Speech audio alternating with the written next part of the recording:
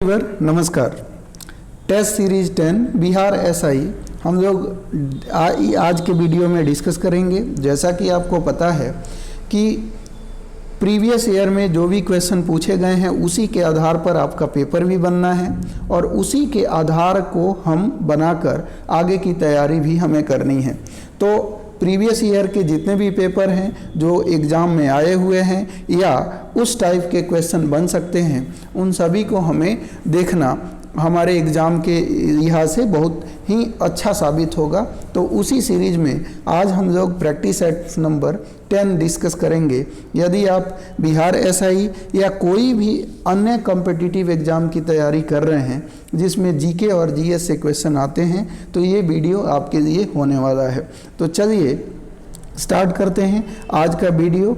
तो आज का वीडियो में क्वेश्चन नंबर 1 देखेंगे। क्वेश्चन नंबर 1 देखने से पहले एक रिक्वेस्ट, यदि आप इस चैनल पर नए हैं तो चैनल को सब्सक्राइब कर लीजिएगा।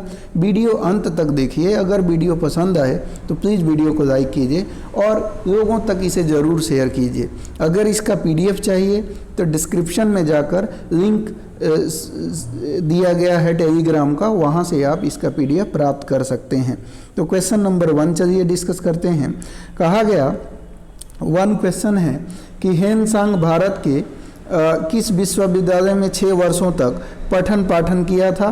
तो हेनसांग भारत के नालंदा विश्वविद्यालय में 6 वर्षों तक पठन पाठन किया और हर्षवर्धन का भारत पर उस समय हर्षवर्धन राजा का कार्यकाल था, उसके कार्यकाल में ही यह भारत आया था। दूसरी बात ध्यान रखिएगा कि अगर पूछा जाए कि नालंदा विश्वविद्यालय को बनवाया किसने था तो कुमार गुप्ता ने इसको बनवाया था। और तक्षशिला का फाउंडर कौन था? तक्षशिला को बनवाने वाला धर्मपाल था, ये भी याद रखना है। आगे बढ़ते हैं। उस राजा का नाम बताइए जिसने पहली बार युद्ध में हाथियों का इस्तेमाल किया। तो ये मगध जो राजा थे इन्होंने पहली बार जो है हाथियों का इस्तेमाल किया। और एक क्वेश्चन यहाँ से पूछा जा सकता है कि मगध जो साम्राज्य है उसका फाउंडर कौन था? तो बृहद्रथ उसका फाउंडर था और जरासंध इसी डायनेस्टी का प्रतापी राजाओं में से एक था। तीसरा क्वेश्चन है, दिल्ली में हुमायूं का मकबरा बनाने की योजना सर्वप्रथम किसने बनाया? तो ध्यान रखिए इसकी योजना जो है हाजी बेगम के द्वारा बनवाया गया। आपको पता है बाबर का जो एक ही बेटा था जिसका नाम था हुमायूं और हुमायूं का एक ही बेटा था जिसका नाम था अकबर। आगे बढ़िए, आगे हम लोग डिस्कस करेंगे नेक्स्ट क्वेश्चन नंबर 4 को डिस्कस करेंगे। कहा गया क्रिप्स मिशन भारत में कब आया था? तो क्रिप्स मिशन की हम बात कर रहे हैं तो ये 1942 में आया था। और कहा गया कि निम्नलिखित में से किस सुल्तान ने सती प्रथा रोकने का प्रयास किया? तो ये मोहम्मद बिन तुगलक ने सती प्रथा रोकने का प्रयास किया।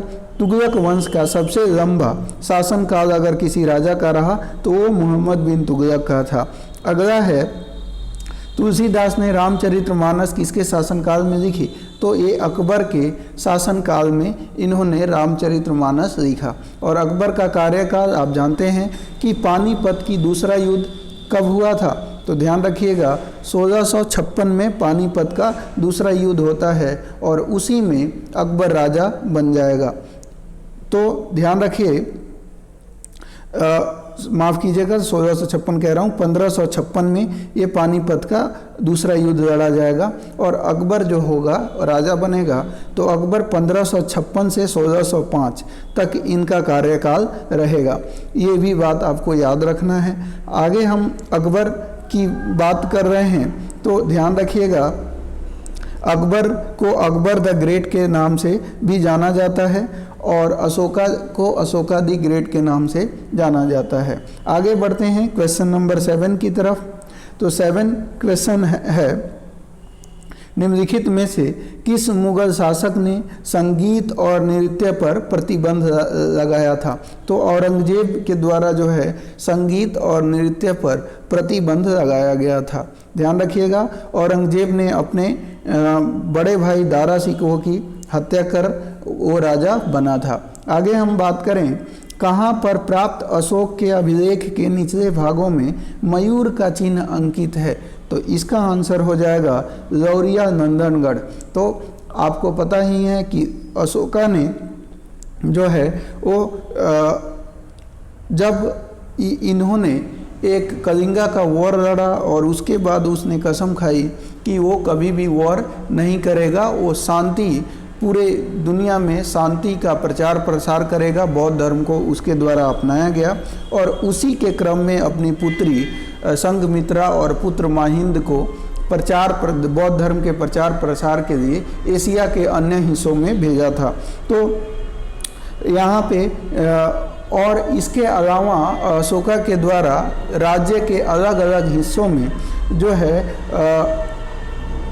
अशोक अभिलेख स्तंभ बनवाया गया, जिस पे अशोक का मैसेज जनता के लिए गुदवाया गया या लिखवाया गया, है ना। तो इसी में लौरिया एक नंदनगढ़ बिहार में है और पश्चिम चंपारण में ये पड़ता है। तो वहाँ पे जो है वहाँ का जो अशोक स्तंभ है उसमें मयूर का चिन्ह उसके निचले भाग में है।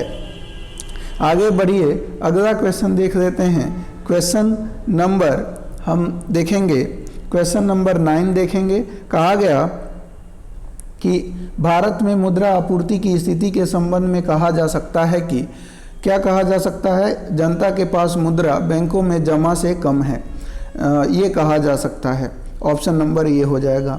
2022 में BBC Indian sports women of the year award किसे दिया गया है? तो ये दिया गया है मीराबाई चानू को। अगला है, जो वन चक्रवातों के अवरोधक का कार्य करते हैं वे वन कौन से होते हैं? तो इसका आंसर हो जाएगा वो मैंग्रोव वन होते हैं। 11 के बाद 12 क्वेश्चन देखेंगे। क्वेश्चन नंबर 12 को हम लोग डिस्कस करेंगे। तो चलिए 12 देख लेते हैं। कहा गया कि पाटलिपुत्रा को पॉलीब्रोथा, कहा गया कि पाटलिपुत्र को पॉलीब्रोथा किसने कहा था? तो ध्यान रखिएगा, ये कहा गया था मेगास्थनीज के द्वारा। मेगास्थनीज सेल्यूकस निकेटर का ये एम्बेसडर था, राजदूत था, और इसी के द्वारा जो है एक किताब लिखी गई जिसका नाम है इंडिका। तो ध्यान रखिएगा। अगला है, चंद्र ग्रहण के दौरान चंद्रमा पर पड़ने वाली पृथ्वी की छाया को कितने भागों में बांटा गया है? तो चंद्र ग्रहण के दौरान चंद्रमा पर पड़ने वाली पृथ्वी की छाया को कितने भागों में बांटा गया है? तो आंसर हो जाएगा फ्रेंड, ये 3 भागों में बांटा गया है। कितने भागों में? 3 भागों में इसको बांटा गया है। आगे हम बढ़ते हैं। नेक्स्ट क्वेश्चन है, चर्चित पुस्तक मेड इन चाइना के भारतीय लेखक कौन है? तो भारतीय जो लेखक हैं वो परिंदा जोशी हैं। कौन है? परिंदा जोशी। अंतर्राष्ट्रीय ग्रामीण महिला दिवस पूछा जा रहा है कि अंतर्राष्ट्रीय ग्रामीण महिला दिवस कब मनाया जाता है? तो आंसर हो जाएगा 15 अक्टूबर को मनाया जाता है। बोध गया के महाबोधि मंदिर का निर्माण किस काल में हुआ था? तो ध्यान रखिएगा, ये काफ़ी इंपॉर्टेंट क्वेश्चन है। बार बार ये महात्मा बुद्ध से रिलेटेड बहुत सारे क्वेश्चन पूछे जाते हैं। तो बोध गया के महाबोधि मंदिर का निर्माण जो है गुप्त वंश के काल में हुआ था। आगे बढ़ते हैं। एक और क्वेश्चन पूछा जाता है कि महात्मा बुद्ध को ज्ञान की प्राप्ति कहाँ पे हुई थी? तो ये सारनाथ में हुई थी। और महात्मा बुद्ध का जन्म कहाँ पे हुआ था? तो लुम्बिनी में। लुम्बिनी कहाँ पे है? तो आज जो है वो नेपाल में है। और पूछा जाए कि महात्मा बुद्ध को जो है महात्मा बुद्ध का जो है देहावसान कब हुआ, कहाँ हुआ था? तो कुशीनगर में हुआ था। ये बात ध्यान आपको रखनी है। अगला है, योजना आयोग के स्थान पर नीति आयोग। क्या कहा गया? योजना आयोग के स्थान पर नीति आयोग का गठन कब हुआ? तो इसका आंसर हो जाएगा फ्रेंड, इसका जो गठन हुआ वो कब हुआ? तो 1 जनवरी 2015 को हुआ। अगला कहा गया, हदीस है एक। तो हदीस क्या है? तो हदीस की बात करें तो ध्यान रखिएगा, हदीस एक है तो क्या है? तो ये कहा गया अथर्ववेद है, सामवेद है, ऋग्वेद है? तो बिल्कुल नहीं, ये मनुस्मृति है। माफ़ कीजिएगा, हदीस क्या है, इस्लामी कानून है, बंदोबस्त कानून है या सल्तनत कालीन कर है। तो यहाँ पे इनमें से कोई नहीं हो जाएगी। यानी हदीस की जब बात करते हैं फ्रेंड, तो कहा जाता है कि जो अल्लाह थे, जो ईश्वर थे, अल्लाह के द्वारा जो है एक पैगंबर हुए, उनको जो है वो मैसेज देते थे और वो पढ़े लिखे नहीं थे, तो उन्होंने कुछ लोगों को रखा और लोगों के द्वारा जो है मतलब उसको लिखा गया, है ना। तो इनमें से ये जो कहा गया ये कोई नहीं होगा, तो ऑप्शन नंबर डी आपका आंसर हो जाएगा। वर्ण व्यवस्था से संबंधित पुरुष सूक्त मूलतः निम्न में से किसमें पाया जाता है। तो पुरुष सूक्त की बात करें तो ये ऋग्वेद में पाया जाता है। अगला है बहमनी राज्य की प्रथम राजधानी निम्नलिखित में से कौन सी थी। तो बहमनी राज्य की पहली जो राजधानी थी वो कौन थी, गुलबर्गा थी। किस चोल राजा ने जल सेना प्रारंभ की थी। तो जल सेना प्रारंभ करने वाला राजराज प्रथम था। अगला हम बात करें, कहा गया एन बीरेन सिंह किस राज्य के मुख्यमंत्री हैं। तो ये मणिपुर के मुख्यमंत्री हैं। भारत में प्रथम न्यूक्लियर ऊर्जा स्टेशन की स्थापना कहाँ की गई है। न्यूक्लियर ऊर्जा स्टेशन की बात हो रही है, तो ये तारापुर में है। कहाँ पे है, तारापुर में। अगला हम बात करें बिहार के प्रथम निर्दलीय मुख्यमंत्री कौन थे। तो इसका आंसर हो जाएगा फ्रेंड महामाया प्रसाद सिन्हा इसके मुख्यमंत्री थे। आइए 24 के बाद 25 नंबर क्वेश्चन देख लेते हैं। क्वेश्चन नंबर 25 है सुलभ इंटरनेशनल। क्या है, सुलभ इंटरनेशनल के संस्थापक कौन हैं। तो सुलभ इंटरनेशनल के फाउंडर की बात करें तो बिंदेश्वर पाठक हैं। संविधान के निम्नांकित में से किस प्रावधान के अंतर्गत भारतीय संसद को नया राज्य बनाने का अधिकार प्राप्त है। तो आंसर हो जाएगा अनुच्छेद 3 के अंतर्गत। आगे हम बात करते हैं 27 क्वेश्चन नंबर देखेंगे। कहा गया वन अरेंज्ड मर्डर, इस बुक के राइटर कौन है। तो इसके राइटर जो हैं चेतन भगत हैं। और पूछा जाए कि हाफ गर्लफ्रेंड ये किसकी रचना है। तो चेतन भगत की रचना है। अगला हम बात करें one girl in call centre किसकी रचना है। तो चेतन भगत की रचना है। तो बहुत सारी इन्होंने किताबें लिखी हुई है और यहाँ से क्वेश्चन बनते हैं। अगला है, कहा गया भारतीय संविधान के किस अनुच्छेद में मानव के दुर्व्यवहार बलात् श्रम को रोकने का प्रयास किया गया है। तो आंसर हो जाएगा अनुच्छेद 23 में। संघीय संसद का निम्न अथवा लोकप्रिय सदन आप किसे संबोधित करते हैं। तो इसका आंसर हो जाएगा लोकसभा को। तो आपको पता है कि हमारी संसद की बात करें तो संसद में 2 सदन हैं, एक को लोकसभा कहते हैं, दूसरे को राज्यसभा के नाम से जाना जाता है। आगे 30 नंबर क्वेश्चन देखते हैं। कहा गया कि भारत के वे पहले उपराष्ट्रपति जिनकी कार्यकाल के दौरान मृत्यु हुई थी, तो वो कौन थे। तो वो हमारे राष्ट्रपति जो थे वो कृष्णकांत थे। और पूछा जाए सबसे कम समय तक राष्ट्रपति रहने वाले राष्ट्रपति कौन थे। तो वो थे डॉक्टर जाकिर हुसैन। भारतवर्ष में सर्वप्रथम दूरभाष अस्तित्व में किस वर्ष आया, ये पूछा गया है। तो इसका आंसर हो जाएगा 1850 में। अगला देखिए क्वेश्चन नंबर 32 देख लेते हैं। 32 कहा गया फ्रेंड कि निम्न में से कौन पंचायती राज व्यवस्था को संवैधानिक दर्जा प्रदान करता है। तो आंसर हो जाएगा 11वीं अनुसूची, है ना। तो पंचायती राज की बात करें तो 11वीं अनुसूची में है, ध्यान रखिएगा। आगे हम बात करते हैं कि जब संविधान बना तो कुल अनुच्छेद कितने थे। तो 395 हमारे भारतीय संविधान में थे। अनुसूचियाँ कितनी थी, तो 8 थी। और भाग कितने थे, 22 भाग थे। आगे भारत के आर्थिक नियोजन के क्षेत्र में एक शोषण विहीन समाज की स्थापना के उद्देश्य से किसने सर्वोदय योजना प्रस्तुत की। तो आंसर हो जाएगा फ्रेंड सर्वोदय योजना प्रस्तुत जो की गई थी वो किसके द्वारा। तो इसका आंसर हो जाएगा जयप्रकाश नारायण के द्वारा। 21 अगला है, हम बात करेंगे नेक्स्ट क्वेश्चन है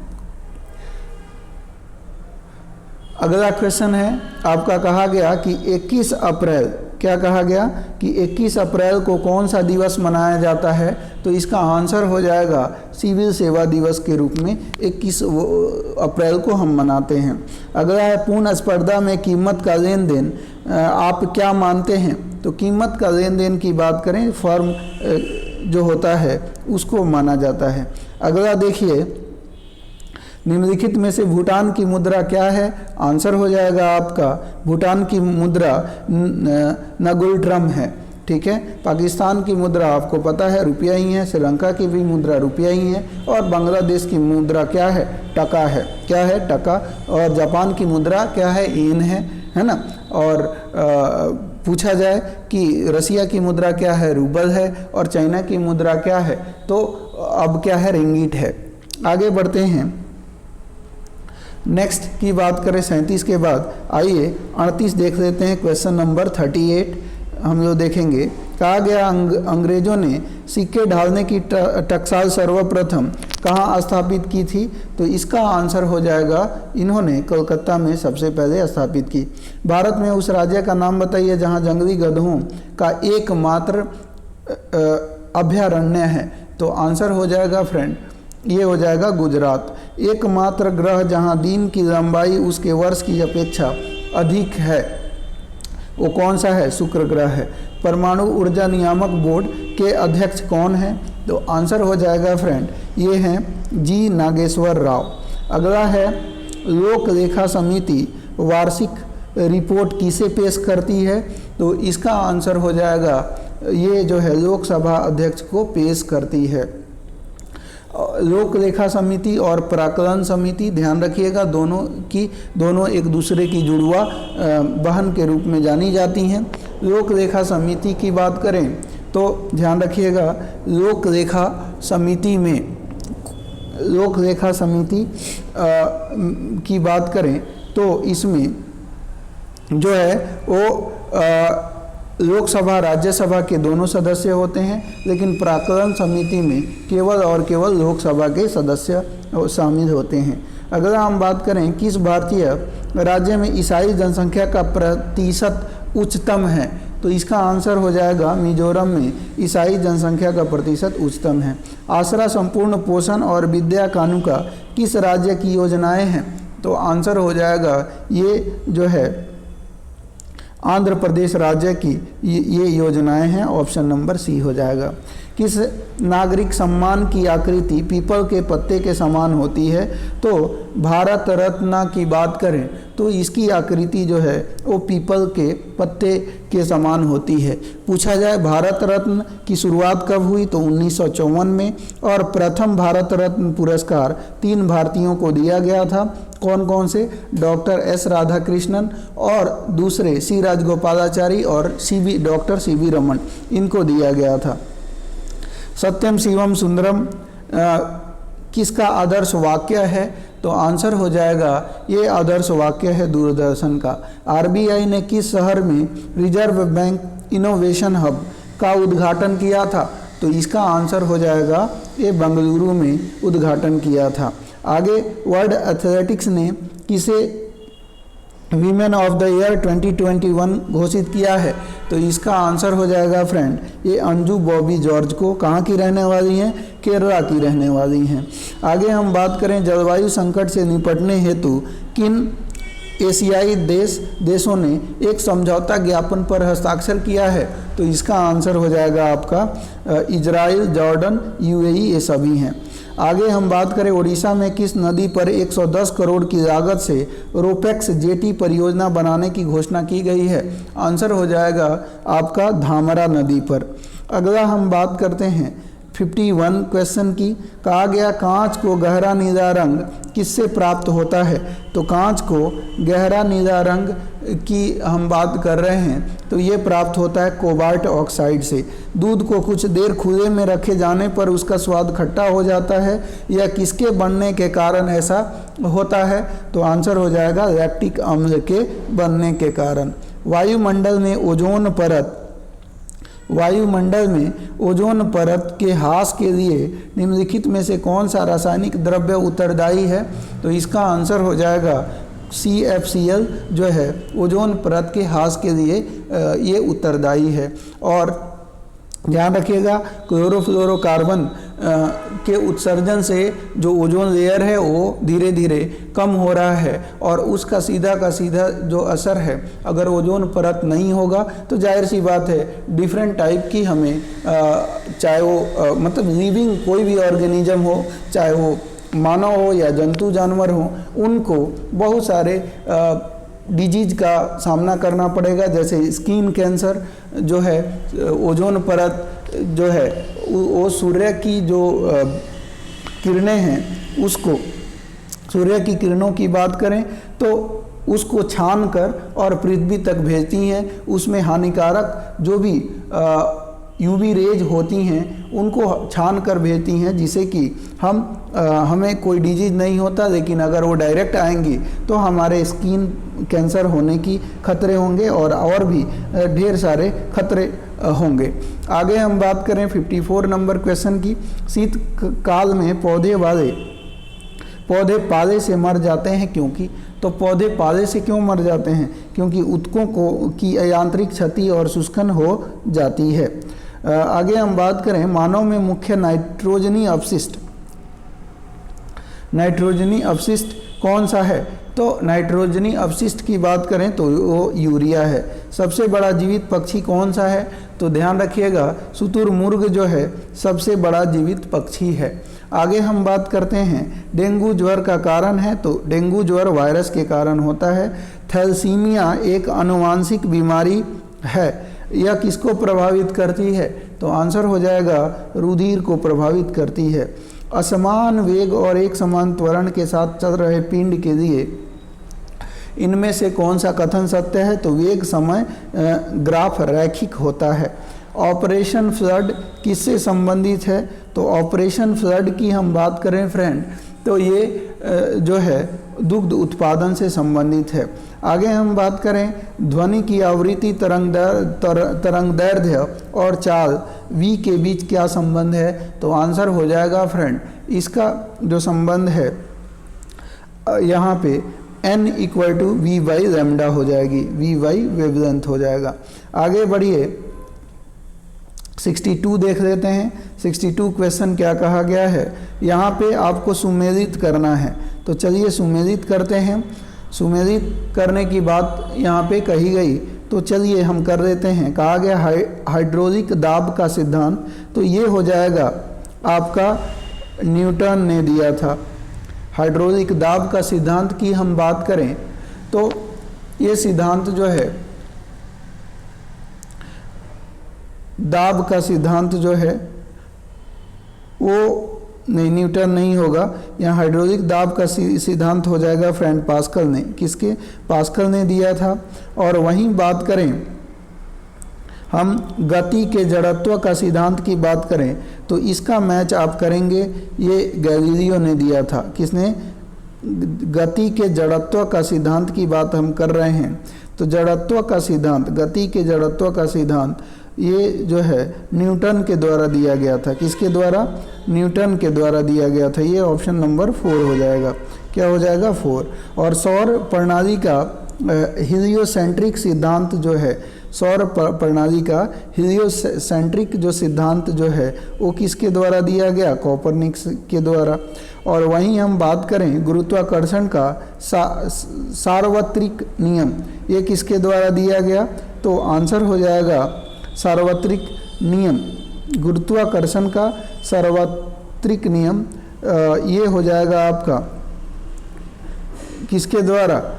तो ध्यान रखिएगा ये जो है गैलीलियो के द्वारा दिया गया। तो इस तरह से ऑप्शन नंबर ए आपका आंसर हो जाएगा। आगे बढ़ते हैं। अगला क्वेश्चन है, कहा गया कि सूची 1 का मिलान सूची 2 से करना है, तो चलिए देख लेते हैं। पहला है फर्मी, तो फर्मी का मैच जो होगा, फर्मी बराबर हो जाएगी 10⁻15 मीटर। एंगस्ट्रम की बात करें तो ये हो जाएगा 10⁻⁻10 मीटर।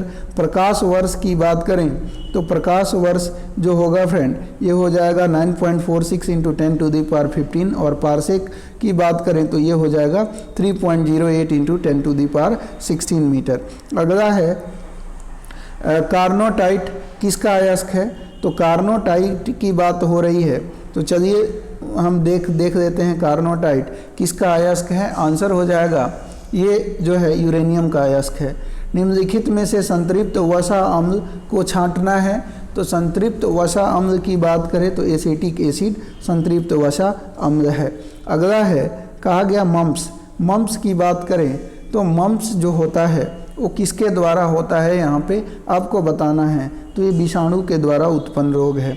आइए फिर मैच कर लेते हैं।